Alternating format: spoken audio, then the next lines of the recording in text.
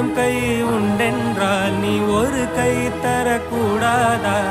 ஈராயிரம் கண் கொண்டாய் உன் ஒரு கண் என்னை பாராதா?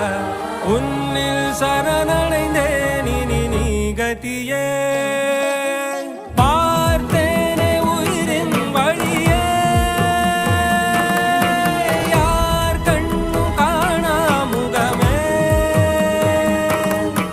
கல்